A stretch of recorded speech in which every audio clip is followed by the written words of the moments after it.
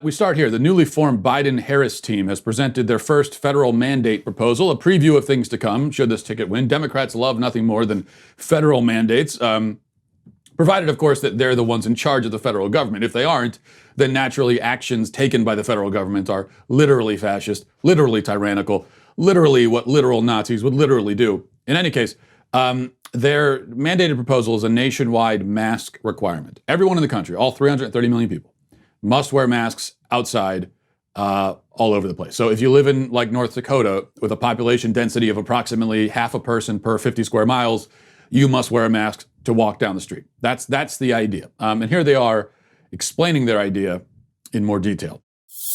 This is not about Democrat, Republican, or Independent. It's about saving Americans' lives.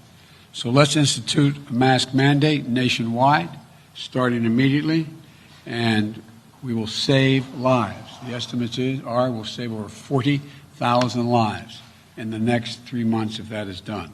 Now let me turn it over to my colleague and running mate. She has a few comments to make. Thanks, Joe. That's what real leadership looks like. We just witnessed real leadership, which is Joe Biden said that as a nation, we should all be wearing a mask for the next 3 months because it will save lives. And the thing about Joe that the American people know is that his role of leadership in our country has always been about doing what's best for the people of our country.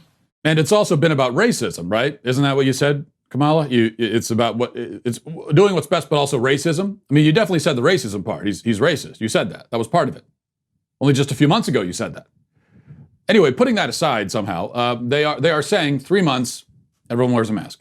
If you're a farmer in Nebraska, wear a mask while you milk your cows. If you're hiking the Appalachian Trail through West Virginia, wear a mask. Wouldn't want to infect a deer or, I don't know, a tree.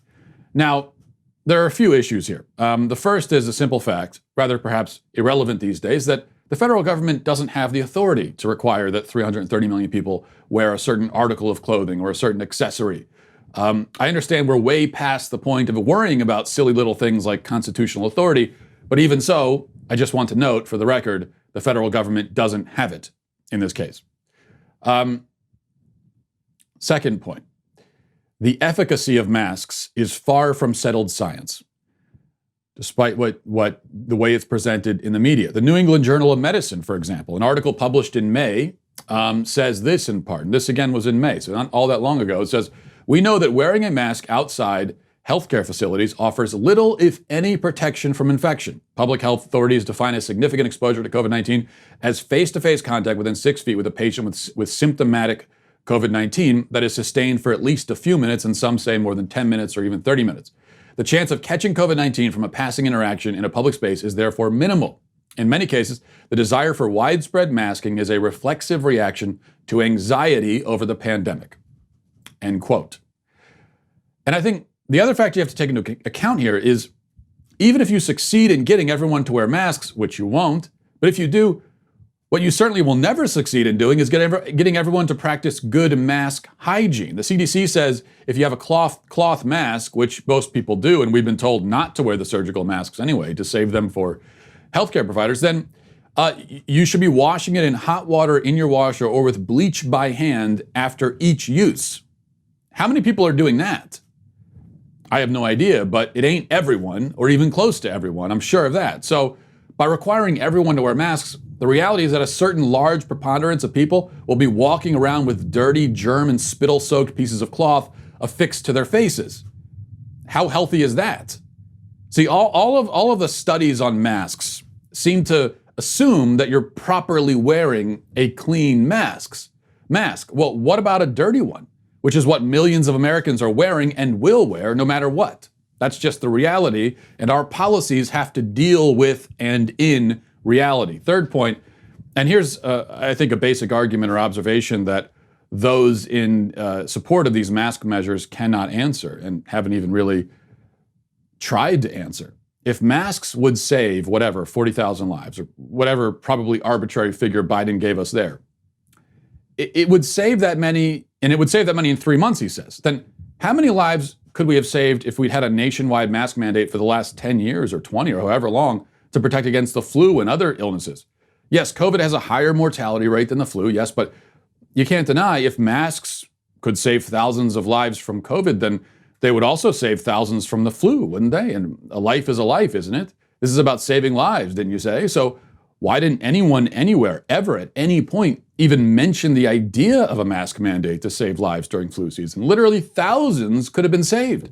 Why wasn't it ever suggested? Why? I mean, let's use some hard numbers to frame this. Arbitrary, yes, but so is the 40,000 figure, I suspect. So let's say, just for the sake of argument, that a mask mandate over the last 3 years would have saved 40,000 lives from the flu and another 10,000 from various other illnesses spread through coughing, sneezing, talking, etc. So let's say it's 50,000 lives, 3 years. It seems like a very conservative estimate if Biden is telling us 40,000 can be saved in 3 months from COVID. So again, let's just say it's 50,000 lives over 3 years. If you're using the it's worth it to save one life argument for a mask mandate, would that 3 years of a mask mandate have been worth it to save a life? In fact, 50,000 lives, let's say? If it wouldn't be worth it, then why is it worth it now? And if it would be worth it, then why didn't you ever suggest it? And whatever your reason for not proposing a mask mandate before and thus tacitly supporting the deaths of so many people by your logic, why don't you propose a permanent mask mandate going forward? Because whatever time period you suggest for the mask mandate, 3 months, 6 months, whatever it is, what happens when that period is up? Let's say we have a mask mandate for 6 months, okay? 180 days. What happens on day 181? Are lives not worth saving anymore? Save lives for 180 days, but not 181 days? See, this doesn't make sense. Now, I personally don't care that much if people want to wear masks or if individual stores want to choose to require it. Their property, their business, their choice. But a mask mandate, especially a federal mask mandate, is absurd, arbitrary, onerous, and almost certainly unconstitutional. Thank you for tuning into the Daily Wire, one of the fastest growing conservative media outlets in the entire country. If you enjoyed this video, be sure to give it a like and a subscribe to our YouTube channel so you don't miss out on any of our content.